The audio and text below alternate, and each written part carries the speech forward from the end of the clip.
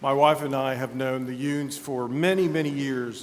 Their children and our children would play together, and so we knew them, have known them as a great couple. But if you look at this, wow, it is amazing in their little bio.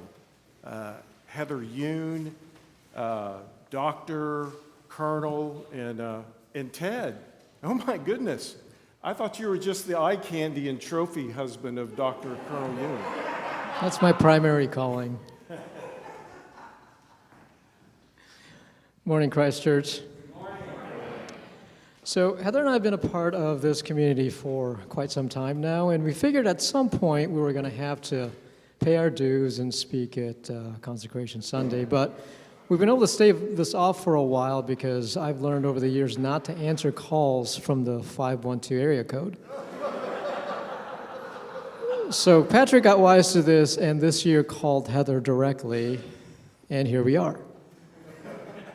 So as I said, Christ Church has been a part of our lives for going on 20 years now, and so many of our most significant seasons of our lives have been spent here and with this congregation, and we are honored to be here today to share some of those stories with you. But before we get started, I thought I would just take us back a little bit to give a little bit of context and storytelling about how we got to be the way we are.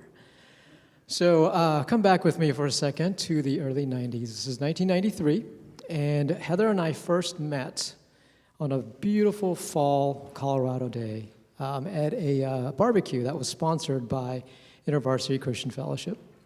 And I spotted this striking young woman across the sand volleyball pit, and I thought, you know what? I am going to impress this girl with my outstanding volleyball skills. You know, the people at the 9 o'clock laughed too, and I'm not sure why. Anyway, what it turns out is that, not due to my skills, but Heather has absolutely no interest in volleyball whatsoever, didn't back then and doesn't now. So it took me another good year and a half of trying to woo her with my wit and my unusual sense of style, which at the time involved 90s style vests and pocket watches, and slightly out-of-tune serenades under her dorm room window. And it finally worked, and the storybook romance began. Well, to the surprise of many of us, including ourselves, the storybook romance ended in spectacularly bad fashion, and we spent about a good year and a half apart by ourselves, praying, discerning, trying to figure out what was next. And one thing that was made very clear to us, independently of each other, was that this was indeed a relationship that God intended to bless us with. And we felt very convicted that we were called to marriage. I do have to make it clear for you all, though, that we are not ones who necessarily subscribe to the let's figure out what God's will is for everything that we do. We believe that God's will for us is always to show up and be a part of whatever it is that He's doing, which I think is enhanced by the fact that when He does have specific things in mind, He makes it really, really clear. And this was one of those cases where it was. So all the romance aside, honestly, when we got engaged, it was more of a handshake that we showed up and said, you know what? This is what we're supposed to do. Let's go ahead and do it and see what happens. We got married in the summer of 1997, right after Heather graduated from college. And we were about to pack up our U-Haul and take a long trek from Colorado Springs to New Haven, Connecticut, where Heather could begin her medical school journey at Yale. Now, at this time, we had very little money. We had very little resources. The internet was kind of a mythical beast in the corner lurking about, and there was no way for us to do any actual research or prep for anything without actually buying plane tickets and visiting New Haven, which, again, little money, no resources, we were not able to do. So I remember that we were gathered in my little attic apartment in Colorado Springs, and we were on the floor with a notebook, and we made a list of everything that we thought we would need to be able to survive in New Haven. And these are some pretty basic daily bread type things. So place to live, furniture, job for me, and then, some higher order things as well, a church, a community, friends. And and we prayed over this list, and just to be safe at the end, we added on, all right, and whatever else we might need that we hadn't thought of. And we prayed over that list, and I can tell you that every single item on that list was provided for. Every single prayer was answered. And some of those prayers are still being answered to this day, and some in some unexpected type of way. So this is how our marriage began. It began with a discernment of God's will. It began with a choice to be made. It began with a leap of faith into the unknown. Before you guys get concerned, just to confirm that God did restore unto us romance and passion in abundance in our marriage. And I can tell you that... This is the eye candy part. Yes, this is the eye candy part. And I can tell you that I am more in love with Heather today than I was when we first started dating. But, honestly, in many ways, the true gift to us was to learn so early on that love is a choice. And love is based on obedience and faith and stepping out and showing up. One of the prayers that got answered from that list was the whole idea of how in the world are we going to pay for medical school? And that came in the form of an Air Force scholarship that Heather received to pay for all of med school. That answered prayer also is what led us to San Antonio, as the Air Force, once Heather graduated, said, all right, you are doing your residency at Wilford Hall in San Antonio. At the time, this was not exactly what we had pictured for ourselves, but here we go again. This is where we're going. You know what? We're going to show up and see what happens. And so we showed up in San Antonio June of 2001 to 100-degree heat and 100-plus hours work week for Heather. Yes, so it took us about a year, actually, from when we first came to San Antonio until we first darkened the door of Christ Church. I think we had tried every Episcopal church in San Antonio by that time, except for Christ Church. And we were currently going to an Orthodox church, which is mostly where I grew up. But my parents actually came and visited Christ Church because of Bishop Fry, who they knew from back in the days in Colorado, and came back and reported, you'd probably like it, you should go try it out. So we showed up that first week, and before leaving the 11 o'clock service, we had a lunch invitation at the McCall's house that same day. By the second week, we had met the Roses, and Scott Rose had pretty much unofficially adopted us and made us his surrogate children and started arguing us about Calvinism every weekend. So all of this was taking place, and I was a resident. And, to be honest, at that time, this was really before any kind of duty hour enforcement for medical residents, so it really was 100-hour work weeks. And we were also starting our family, so I'm pregnant, showing up to lessons and carols. Actually, one of my first memories from Christ Church was just a few months pregnant with Theo, and as the orchestra came in for "Unto Us a Child is Born," him waking up and started kicking should have been a premonition to me of all of the ways my kids would be involved with that service in particular over the years.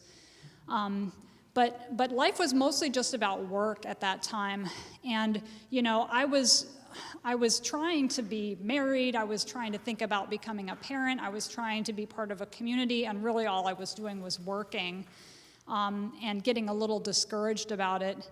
But I remember on a cardiology rotation, post-call going to sleep and having a dream. And I went out into my backyard, which at the time really was just mosquito-infested ground cover. But in my dream, I had this beautiful garden and a ton of little seedlings in it, everything very carefully arrayed, weeded, mulched, damp, and even little signs about what was planted there. There was one that I remember because it said cherimoya.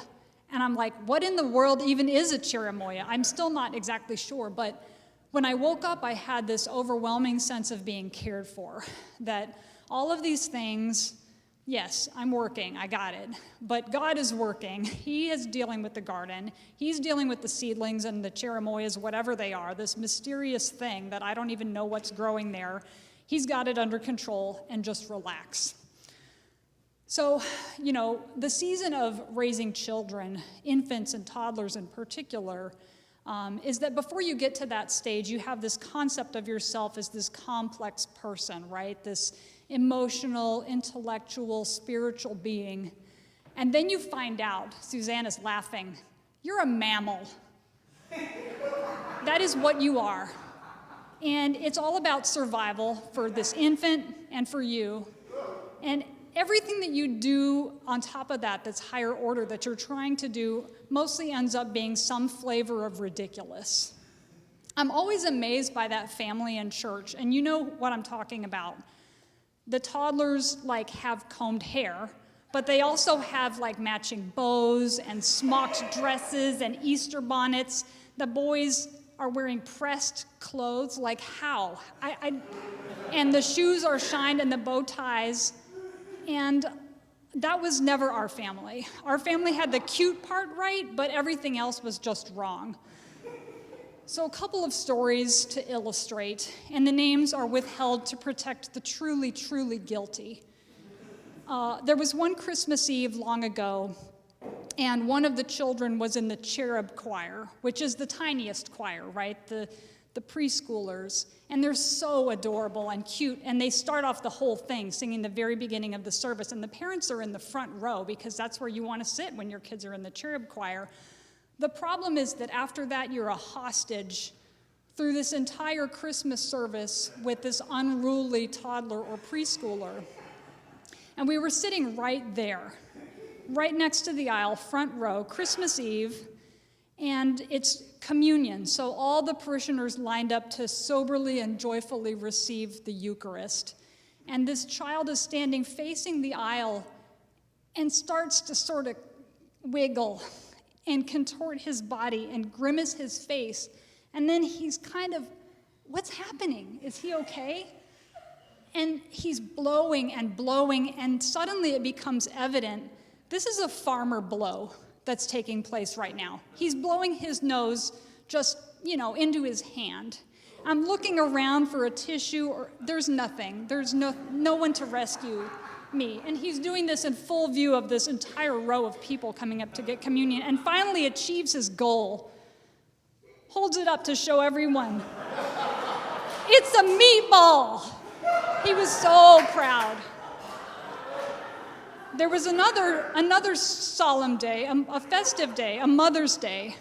You know the scene on Mother's Day. All the beautiful ladies with their beautiful dresses and elegance. We're going to brunch later probably, smelling the roses and eating the pretty cookies on the lawn. And a newly potty-trained toddler, who will go unnamed again, decided this was the good time for him to practice his skills at peeing standing up in the grass. So he just whipped it out and started urinating on the lawn in the middle of the Mother's Day picnic. And I had a decision to make. Did I run to him? He was about 10, 15 yards away. Did I yell, "Stop it"? Both of these things would just call attention to the inevitable. It was happening. So I did what I think the wisest decision was just pretend it wasn't happening and ignore it. And people of Christ Church, the grass was well fertilized that day. Now the children are older, they're teenagers, and so they don't do that anymore, but they do their own special brand of things. There's aggressive eye rolling and conspiratorial whispering and snark. Every time there's a descant, and even sometimes when there's not a descant, but we make one up, right? It's sung very loudly and then followed up with many high fives. We do that. Some of us even argue with Patrick about which one is cuter. Yes, some of us. And the children blame me for this irreverence, but I know it's really them that are to blame. But, thinking of the family as the smallest subunit of the church, really, this is what we expect from those who know us best, but also love us the most, is this kind of humbling that we can get. And the older I get, the less I know. The older the children get, the more they remind me how little I know. But I do know that God is good all the time, And that any mistake that I make with my parenting, with my marriage, with my work, even with my theology, none of this is unredeemable. So the season of young children and toddlers and babies, we had a bit of a disruption when Heather was called to deploy to Afghanistan in 2011 at the height of the surge. This, as you may imagine, was not the easiest time for our family. And, all the thoughts of higher calling and purpose and mission get a little fuzzy when you have to get up in the middle of the night and leave your sleeping babies and toddlers in their warm beds and fly halfway across the world to a war zone to take care of our war wounded for both allies and enemies. And as you might imagine, it took a little while for Heather to get used to what was happening and to find her rhythm in Afghanistan. Now, I mentioned a little bit earlier about faith and about following God is a lot about just showing up and seeing what happens and how you can be a part of whatever it is that He's doing. The sequel to that is when you show up, you may just get the opportunity to be an answer to prayer.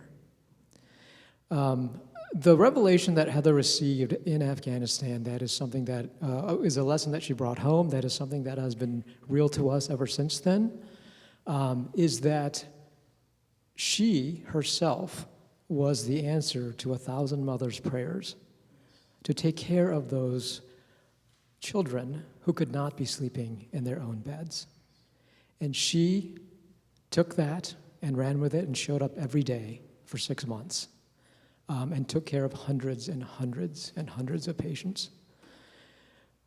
You all, this church, and the greater San Antonio Christian community were the answer to her prayers as you all held us up and became the answer to prayers through which myself and our children received our daily bread, which is what allowed Heather to do the work that she was called to do in Afghanistan. So many spiritual lessons that we get to learn in our lives are relatively abstract until we face really challenging circumstances. And a lot of those lessons that I had to learn the hard way in Afghanistan really became concrete and actually have been pretty applicable during the last couple of years with the pandemic situation. Foremost of which really is that we don't get spared difficult work. And I think some of us still kind of struggle with this concept, but even in the gospel today, it was like, yeah, you are going to drink this cup, and you are going to get baptized with this baptism. So we don't get spared difficult things that we're truly inadequate for. But just like the Israelites, we get to go out every day and just pick it up off the ground. The manna, the daily bread that we need to do God's work for just that day. We didn't make it. We didn't prep for it. We don't get to store it or hoard it. We've got one job, pick it up and then use it all up. So give us this day our daily bread. That was my prayer every day in Afghanistan. That was my prayer throughout this pandemic with difficult work that I've had to do. And if it's good enough for Jesus as a prayer, then I guess it's good enough for me. I've spent a lot of time thinking about Esther in the last year and a half. Esther was a woman who clearly did not aspire to the position that she found herself in when it was time for her to find courage that she did not have and do God's work at that time that He had appointed for her to do. And as an infectious disease physician, in a leadership position during especially the early days of this pandemic, that was that time for me. It also happened to be a time that I developed a stress fracture in my hip and had to have orthopedic surgery and spend about 3 months on crutches, which was unanticipated, and it wasn't healing like it was supposed to, and nobody could really tell me why. So, with the emotional stress of the pandemic, the physical injury, the lack of certainty about what was going on, and then exercise is my stress release, all of this kind of gradually took its toll. And eventually I was crying every day, leaning on Ted and the kids for support. But Ted had the wherewithal to reach out to Scott and to Patrick and be like, a little help here, please. Heather's falling apart. This isn't going well. Could really use some assistance, because none of us had seen each other, right, for months. And the Gahans and the Kitayamas really lost no time in really relentlessly reaching out to me and praying for me, but also in enlisting the support of our church, our network, our family, in making sure that, that love and the prayer was something that could lift me up. And thanks be to God, I recovered, my bones healed, my soul healed, and I got my feet planted back on the ground where I could do everything that I needed to do, running included. So, really in all of this, it brings me back to that dream that I had back in the day, those exhausted pregnancy dreams of this garden that I'm not planting, I'm not watering, but somebody's growing something there, something good, something mysterious, something that will bear fruit in due season. And, we know that God graciously gives us all things. He who did not spare his own son, but gave himself up for us, how will he not also graciously give us all things? He gives us all those things through each other. He gives us all those things through our church family. And, in 1 Corinthians, we hear from Paul, I planted the seed, Apollos watered it, but God made it grow. He's giving them that lesson really to avoid the church, idolizing the work of the church leaders. But in doing so, he's also still making the point that we've all got a role to play in God's work in the most meaningful parts of our lives. And we just have to show up for it. I don't get to know what I did for you sometimes. You don't get to know what you did for me. But we're all a part of each other's garden like that. So we are so grateful, really, for this place that has been a place of inclusion for those Chirimoya dreams, the deployments, the meatball stories, and all of it. And it's been the love and the prayers of this church and our community that has supported us and strengthened us to do God's work. Thank you.